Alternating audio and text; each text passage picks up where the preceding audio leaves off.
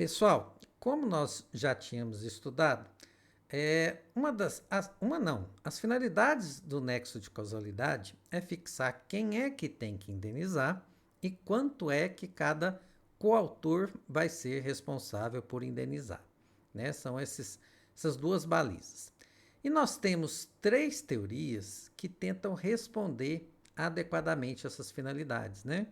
Quem é que deve indenizar e quanto é que deve indenizar. São três teorias, mas já há uma pacificação, que é a segunda das teorias que é aplicada. Mas eu vou passar só para vocês terem uma noção, né? Porque que a segunda teoria que nós vamos explicar aqui é a que é adotada. Na verdade, ela é a única que é razoável, né? As outras são bem extremadas, né? Bem extremistas. A primeira teoria chama teoria da equivalência dos antecedentes causais. Isso aqui são informações que você só vai precisar numa prova de concurso, né? Na prática, isso aqui não vai fazer tanta diferença assim para vocês. Então, a teoria da equivalência dos antecedentes causais fala que o agente responde por todos os danos que decorrem direta ou indiretamente do evento danoso. A vítima tem o direito de ser ressarcida de todas e quaisquer pessoas que contribuíram de alguma forma para que ela sofresse o dano. Certo? Então, são esses dois vieses que nós temos aqui. Então, por exemplo, só para vocês verem o tanto que ela é extremada, eu vou dar um caso hipotético que é usado na doutrina para explicar essa teoria da equivalência. E vocês vão ver que ela é totalmente sem sentido, certo? Algumas pessoas chegam até a fazer zoeira com essa teoria. Imaginem vocês o seguinte: um fazendeiro que vendeu uma vaca com uma moléstia infecciosa para outro. Então ele sabia que a vaca dele estava doente, que era uma doença contagiosa, e ele vendeu mesmo assim sem falar nada. A pessoa que comprou colocou essa vaca no meio das 100 vacas que ele já tinha, né? E aí as vacas morreram. Como ele ficou muito preocupado em tentar salvar as vacas, ele perdeu toda a safra que ele estava plantando. Por ele ter perdido as vacas e a safra, ele não conseguiu pagar o financiamento do imóvel. Por ele não ter conseguido pagar o financiamento, o imóvel foi para a asta pública. Quando o imóvel foi para leilão público, a esposa dele ficou nervosa, sofreu um AVC. E ele, vendo tudo o que aconteceu, ele cometeu um suicídio. Então, uma tragédia sem tamanho. Se eu for aplicar a teoria da equivalência dos antecedentes causais, todos os danos, direto ou indiretamente praticados por esse fazendeiro que vendeu a vaca com moléstia infecciosa, todos os danos ele vai ter que pagar. Ele vai ter que indenizar pela perda das vacas, da safra, da fazenda que foi para a asta pública, pela AVC da esposa e pelo suicídio do fazendeiro que comprou a vaca. Certo? Então, é um negócio tão absurdo que alguns autores fazem até uma brincadeira, né? Para mostrar o tanto que isso é exagerado. Então, eles fazem o seguinte: olha, se o marido surpreende a esposa com a amante na cama do casal, teria direito de processar até quem fez a cama, né? O marceneiro, porque ele, de alguma forma, contribuiu para o evento danoso. Então, é um negócio assim totalmente sem sentido, certo? A gente vai guardar só pelo nome. Já a teoria da causalidade adequada, e essa que é adotada, né, ela é razoável, ela fala que o agente responde só por aqueles danos que são previsíveis, aqueles danos realmente. Se eu fizer isso, eu sei que eu vou causar um dano, né? Se eu sair de carro sem saber dirigir, eu sei que é provável que eu vou bater em alguém e causar um dano, né? Então, só aqueles danos que são esperados, que são previsíveis. No caso do nosso fazendeiro aqui, não sei se vocês concordam, mas o fazendeiro que vende uma vaca, né, uma doença contagiosa, sem falar, ele sabe que o fazendeiro vai colocar essa vaca no meio de outras, certo? E que provavelmente ele pode perder as outras vacas também.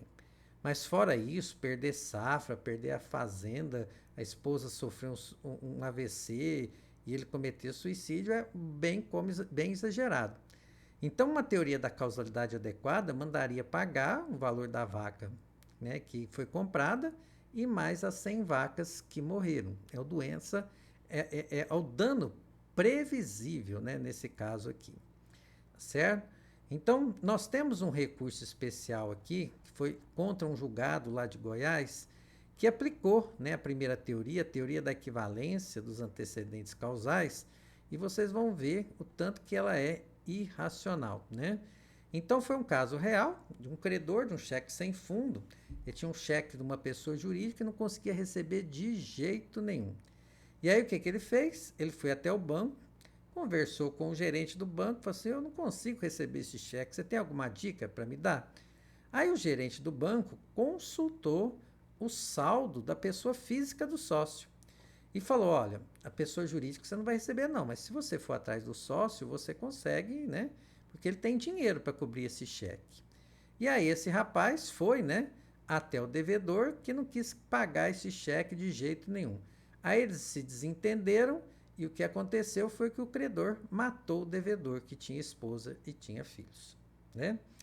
E aí o que acontece? A esposa e o filho, né, sabendo que houve uma quebra do sigilo bancário pelo gerente, entrou com uma ação lá no Tribunal de Justiça de Goiás, né, pedindo que ele fosse condenado, né, o banco, por danos morais para a viúva, pensão para a viúva, danos morais para os filhos, pensão para os filhos e danos morais pela violação do sigilo bancário. E aí eu pergunto para vocês, de acordo com a teoria da equivalência, né, que é aquela que não é adotada, extremada, certo? Se eu for aplicar, todos os danos, né, previsíveis e imprevisíveis, o banco vai ter que pagar, certo? E foi o que o Tribunal de Justiça acatou aqui, aplicou e mandou pagar tudo. Mas aí eu penso para vocês, aí foi para o STJ o recurso, e aí eu penso com vocês aqui. Vocês acham que quando se quebra um sigilo bancário, né, um gerente conversa demais e informa o saldo da conta para alguém, ele imagina que isso vai gerar assassinato?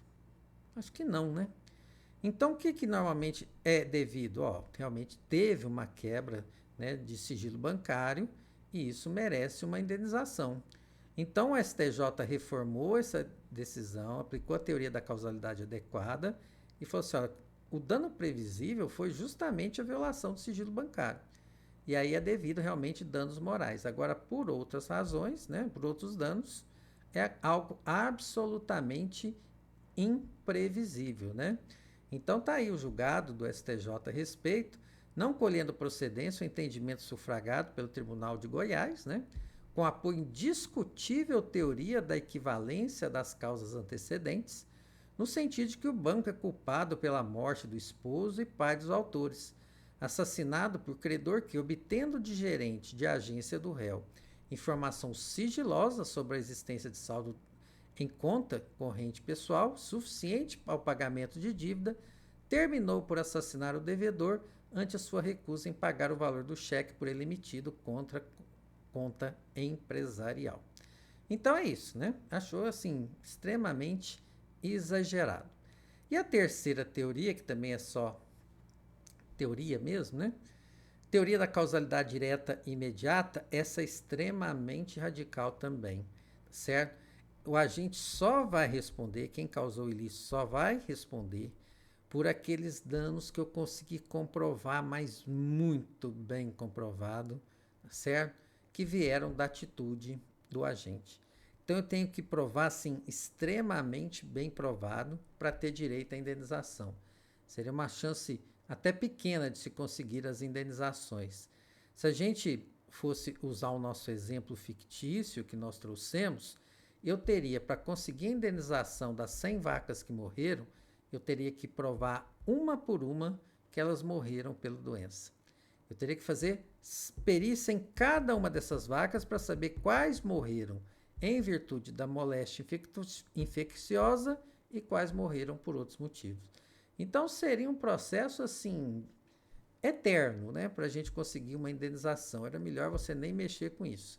Então não é aplicada também, extremamente radical.